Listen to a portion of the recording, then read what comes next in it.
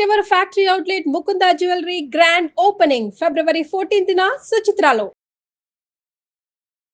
నమస్తే, మీరు చూస్తున్న సుమన్ టీవీ. నేను మీ కీర్తి. నాతో పాటు ప్రముఖ ఆస్ట్రాలజర్ బ్రహ్మశ్రీ నందిపట్ల శ్రీహరి శర్మ గురుగారు ఉన్నారు. నమస్తే గురుగారు. వాగర్థావివ సంపృక్తౌ వాగర్థ ప్రతిపత్తయే జగతః పితరౌ వందే పార్వతీ పరమేశ్వరౌ.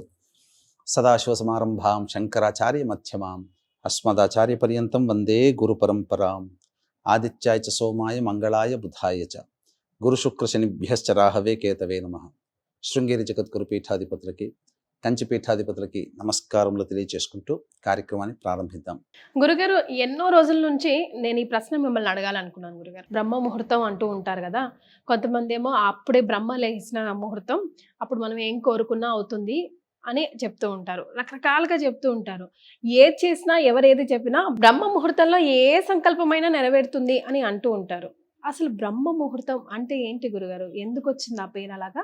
బ్రహ్మ ముహూర్తము అని అన్నప్పుడు చాలామందికి బ్రహ్మ పెట్టిన, మీలాగనే బ్రహ్మ పెట్టిన ముహూర్తము, బ్రహ్మ ఇచ్చిన ముహూర్తము, అప్పుడే వారు నిద్ర లేచారు, అందుకే ఆయన ఫ్రెష్గా ఉంటారు కాబట్టి మనం ఏం కోరుకున్నా అయిపోతుంది అలా. ఇదంతా కాకపోయినా ఒక పదం మాత్రం సత్యం. బ్రహ్మ అనే దానికి మాత్రం లింక్ ఉంది ఈ యొక్క బ్రహ్మ ముహూర్తానికి. ఓకే, అంటే ఇది తెలుసుకోవాలి మనం.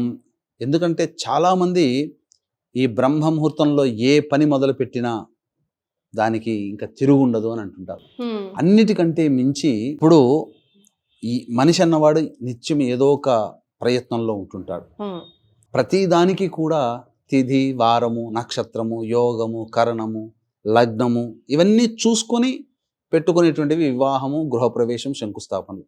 కొన్ని అప్పటికప్పుడు చేసుకోవాల్సినటువంటి ఉంటాయి. సాయంత్రానికి అనుకొని తెల్లారికల్లా పని ప్రారంభించాలి. మరి అటువంటప్పుడు తిథివార నక్షత్రాలు చూసుకుంటే కుదరకపోవచ్చు, కానీ ప్రయత్నం చేయాలి. మరి అవి చెయ్యాలి అని అంటే ఎప్పుడు మొదలు పెట్టాలి అనేటువంటిది ఒకటి ఉన్నది. మనకు సర్వకాల సర్వ వ్యవస్థలలో కొన్ని సమయాలు అనేటువంటివి ఉన్నాయి, 3 సమయాలు. ఆ 3 సమయాలలో మనం మొదలు పెడితే తిథివార నక్షత్ర యోగ కరణాలు, లగ్నము కానీ ఏమీ చూడాల్సిన పని లేదు. కానీ ఎప్పుడు ఏ సందర్భంలోనంటే ఆపద సమయంలో మాత్రమే చెయ్యాలి. అంతే తప్ప ఇక ఏదనుకున్నా కానీ ఇక ఆ టైంలో చేస్తేనే కాదు. అక్కడ కొన్ని సమయం ఉండదు, అటువంటికి మాత్రమే ఇవి. ఏమా సమయంలోనంటే బ్రహ్మ ముహూర్తం ఒకటి, అభిజిత్ సమయం లగ్నం ఒకటి, గోధూళికా సమయం ఒకటి, ఇది సంధ్యా సమయం అని అంటారు. ఈ మూడు సమయాలు మొదటగా బ్రహ్మ ముహూర్తము అని అంటే సూర్యుడు రాకముందు ఆకాశమంతా వెలుతురుగా ఉంటుంది. వెలుతురుగా ఉండి ఎర్రటి వర్ణంతో ఉంటుంది. ఆ తదనంతరం సూర్యుడు వస్తాడు కదా, ఆరెంజ్ షేడ్ లో ఉన్నటువంటి సమయం అది. ఆ సమయమే బ్రహ్మ ముహూర్తం. అది ఆ సమయంలో ప్రారంభించవచ్చు. 4:30, 3:30 అట్లా చెప్తారు. అంటే అరుణోదయ కాలం అని అంటుంటారు. అది బ్రహ్మ ముహూర్తం. అదే అరుణోదయ కాలమే బ్రహ్మ ముహూర్తం. ఓకే, సో ఎవరి అరుణుడు?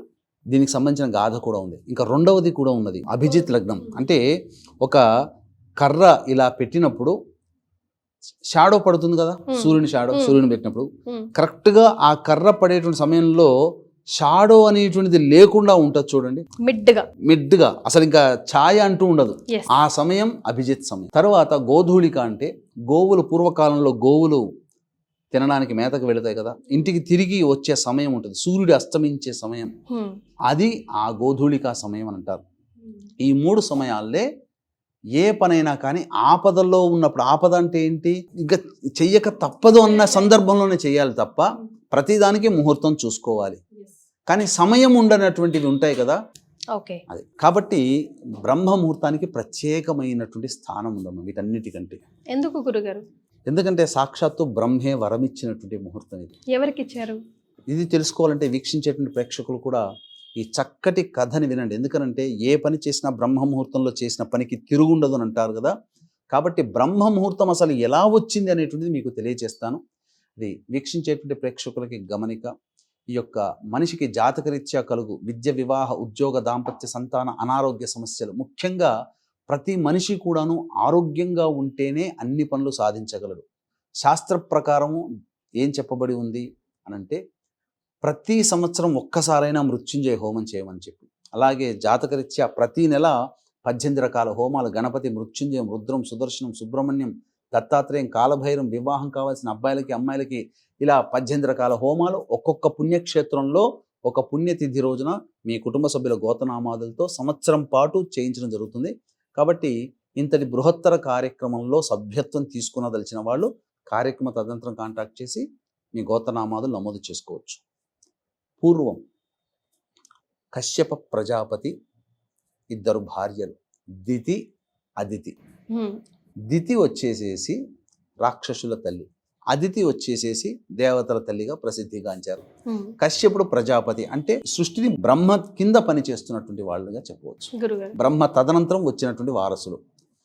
అయితే ఈ కశ్యప ప్రజాపతి ద్వారా గర్భము దాల్చినటువంటి దితి, అదితులు గర్భం దాల్చారు.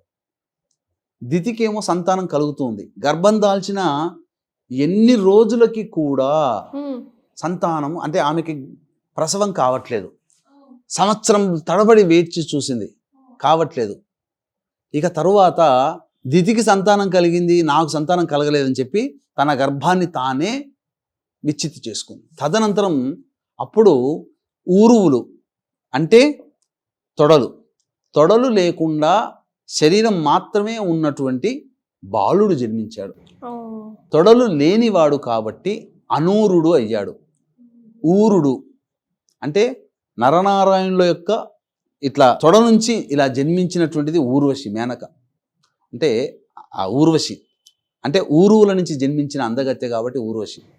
అలాగే ఈ తొడలు లేనటువంటి వ్యక్తిగా జన్మించాడు. పుట్టడంతోనే ఎందుకమ్మా ఆగలేకపోయావా అమ్మా, నాకు కాళ్ళు లేకుండా నాకు జన్మనిచ్చావు కదా అని చెప్పి, నువ్వు ఎవరిని మనసు ఎందుకమ్మంటే తోటి కోడలికి సంతానం కలిగింది, నాకు సంతానం కలగలేదనంటే నువ్వు ఎవరి కోసమైతే నువ్వు బాధపడుతూ నన్ను సంపూర్ణంగా కనలేకపోయావో ఆమెకి నువ్వు దాసి అవుదుగాగా అని చెప్పి చెప్పిస్తాడు. తదనంతరం చాలా బాధపడుతుంటే అప్పుడు కశ్యప ప్రజాపతి ద్వారా తెలుసుకున్నటువంటి బ్రహ్మ అనూరుడి దగ్గరకు వచ్చి, నాయన నువ్వేమీ కంగారు పడకు, త్వరలోనే నీ కడుపున నీ తోబుట్టు ఉదయిస్తాడు, సూర్యుడు జన్మిస్తాడు, ఆయనకి నీవు రథసారథివిగా కా, ఆయన కంటే ముందు నువ్వు ఈ యొక్క లోకానికి వెలుగునివ్వు, ఆ వెలుగునిచ్చే సమయము నీ సమయము కాబట్టి అది నీ సమయంలో ఎవరు ఎలాంటి పని చేసినా అది విజయవంతం అవుతుంది, దానికి తిథివార నక్షత్రాలు నీది విజయ ముహూర్తం అవుతుంది, బ్రహ్మగా నేను వరమిస్తున్నానని చెప్పి ఆ ముహూర్తాన్ని నిర్ణయిస్తాడు, దానికి అధిపతిని చేస్తాడు. అదే బ్రహ్మ ముహూర్తం. అందుకే సూర్యుడి కంటే ముందే రథమెక్కి ఆ అనూరుడు వచ్చే సమయం అది. తదనంతరమే సూర్యుడు ఉదయిస్తాడు. ఎక్కడైనా, ఏ దేశంలోనైనా, ఏ ప్రాంతంలోనైనా, ఏ గ్రహం మీదనైనా. మరి ఇంతటి ఆస్పిషియస్ మూమెంట్ లో మనం అసలు ఏం కోరుకోవాలి, ఎలా ఉండాలి, ఏం చేయాలి గురుగారు? ఇక ప్రధానంగా ఒక మనిషి పూర్వకాలంలో ఉండే దినచర్య చెప్తానమ్మా.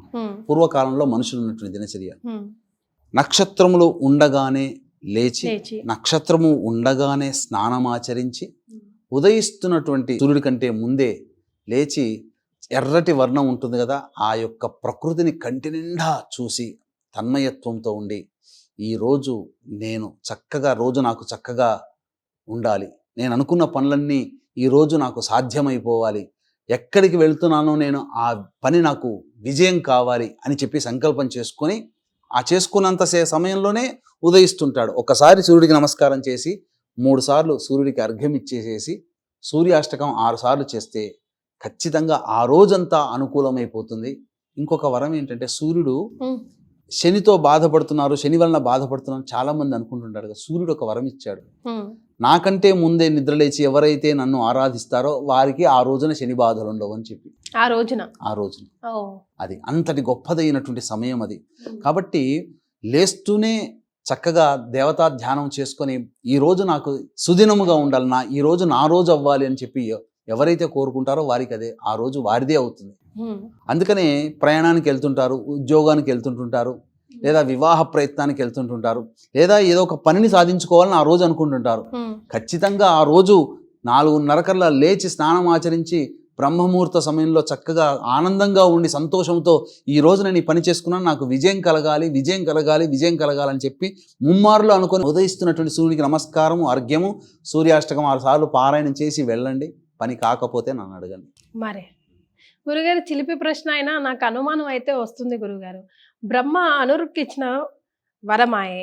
మరెందుకు మనం ఆయన అష్టోత్తరం చదవకుండా సూర్యాష్టకం చదవాలి?